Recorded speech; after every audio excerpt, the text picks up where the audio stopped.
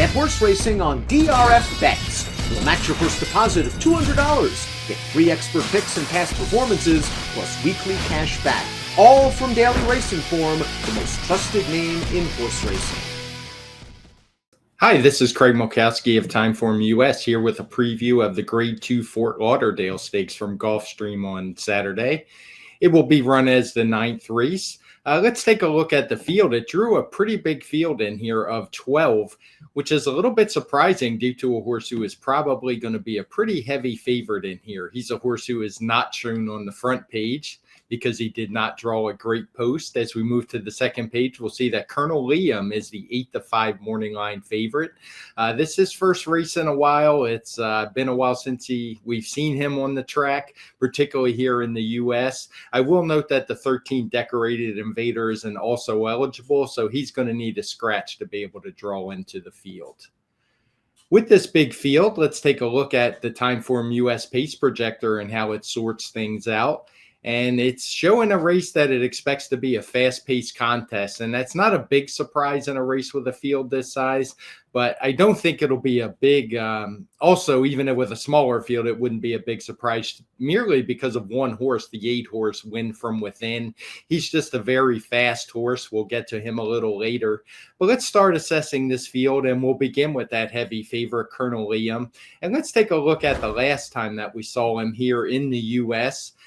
He was shown winning the Grade 1 Pegasus World Cup Turf, a race that'll be coming up in about a month at Gulfstream, 5 weeks, maybe 5 or 6 weeks from now. Perhaps this is a prep race for that to get him ready. He has won it 2 times. He won the race pretty easily here. You can see he got a nice garden trip, something he tends to do because he has good tactical speed. You'll see that in his PPs pretty often where he establishes early position using that tactical speed, whether the pace is slow or fast, he's able to get it, finish off his races. Really good record here. I showed a few more races for him because you can see just how good he is at Gulfstream. He's yet to lose on the turf. He's a 2-time winner of that Pegasus World Cup turf. So he certainly is a formidable favorite in this spot. Let's take a look at another replay. It's a race from Keeneland, an allowance race from back in October, and it has a couple of the entrants in here. And this one's going to start with Win From Within, the horse I mentioned that's shown on that early lead in the pace projector.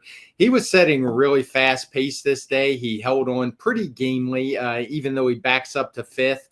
The winner is a horse who is also in this field, Kentucky Ghost, who just comes from well out of it, gets a really nice inside trip, makes up a lot of ground late, and is just able to put away the field. We'll start with looking at Win From Within and his PPs. And you can see right away why he's shown on the front of that Timeform US pace projector. Just every time he runs, he's right up on or near the lead.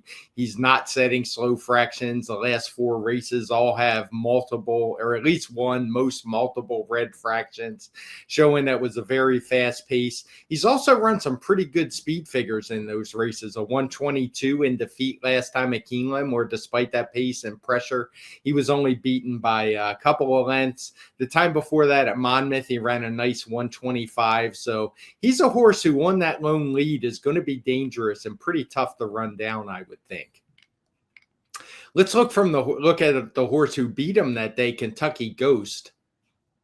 He's a horse who didn't fare so well after that race when he shipped to the West Coast in a better race, the Grade 2 Seabiscuit.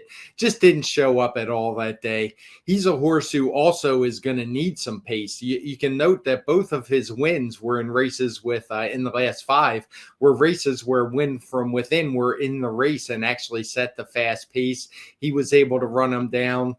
He's a bit of a price on the morning line. So if you think he's a horse that's going to make up a lot of ground late, maybe he's worth taking a shot.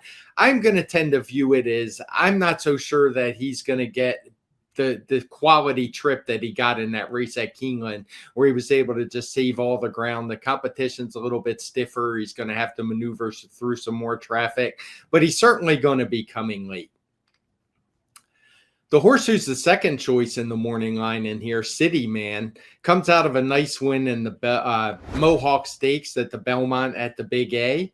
He's a horse who's been on a bit of a tear.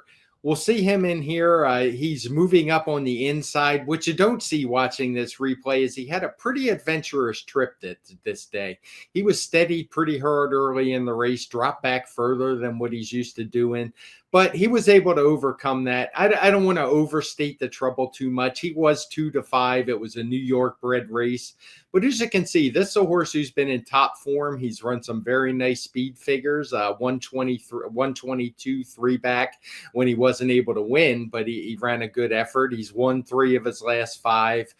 So he's definitely a contender in here. I just wonder if he's going to get a little overbet. I'm not sure some of his competition stacks up to what he's going to face from here, not just in Colonel Liam, but some of the others we're going to talk about. He doesn't quite have that edge that he did over New York breds last time. I don't want to overstate it. I mean, he has done well. He won the Grade 3 Forbidden Apple when he ran his best speed figure of 125. I just wonder if he might get overbet just a little bit in this spot. Speaking of horses I think are going to get overbet, let's take a look at King Cause last time in the Grade 3 Knickerbocker. This was also at the Big A, Belmont at the Big A race where he was able to set the pace on the front end, doing so. He just had everything his own way that day. He was never really challenged at any point in the race, had plenty left. Nobody could run him down. You can see nobody really ever gets close to him. Doesn't look like it's ever in doubt. And when you look at his PPs here, I think it's pretty obvious why. For some reason, the other riders in this race just let him go. He was given no pressure whatsoever. You can see the very slow fractions, all coated in blue, the 91s early all the way up to a 108. He's a good, solid horse. It's just hard to see him getting that lead or that good forward position with a horse with like win from within in the race. So he's one I will probably be looking to beat. We're going to take a look at one more replay, and it's from the Grade 3 Artie Schiller Stakes. This one was run at Aqueduct back in early November or mid-November. And we're going to see 3 different horses that are in this field from this race. None of them the winner, however. We got the 2nd, 3rd, and 4th place finishers. Shadow Sphinx was 2nd, Palo Alto 3rd, and Decorated Invader 4th. He's the horse I mentioned and also eligible, so we're not going to talk too much about him. Even if he draws in, I think he'll be a bit of a long shot, but pretty good efforts by Palo Alto, Shadow Sphinx, and Palo Alto in this race. And they have some interesting PPs. We'll start with Shadow Sphinx. He's a horse who's kind of been all over. We see he was out in California. He was claimed, been claimed a couple times in his last 5 starts. What I find interesting with him is the big improvement in speed figures last time. He jumped all the way up to 123. That was his 2nd start in the Mike Maker barn. He's stretching out a little bit more in distance for this Fort Lauderdale. And 3rd off the layoff is a pretty good move for Mike Maker. So I'm looking for a nice effort from this one. The horse we saw finish in 3rd in that race, Palo Alto, this is one who's a little bit more puzzling for me. He was a horse that came over from France, ran a very nice 2nd on, I believe it was Maryland Million Day. Maybe not. It was back in September at Pimlico. He ran a really good 121 speed figure behind Set Piece, a horse who's a multiple graded stakes winner. One who's always pretty strong, particularly in those Grade 3 type races. So I thought it was a really nice debut effort. His form looks like it's headed south a little bit since then. He was in that King Cause Knickerbocker where he just had no chance due to the slow pace.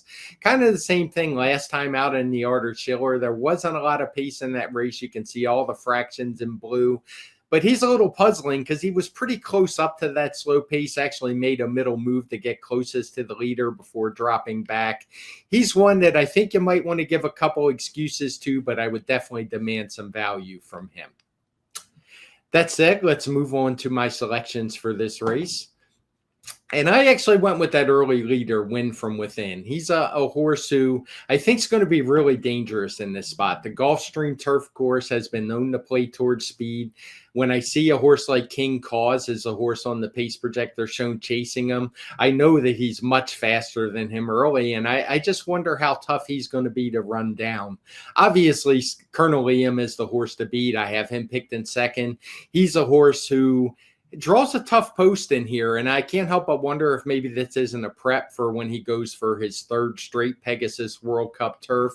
He's going to be formidable nonetheless. He's a very good horse, obviously the best horse in the race, but I'm looking for a little value, so I went with the 8 Win From Within.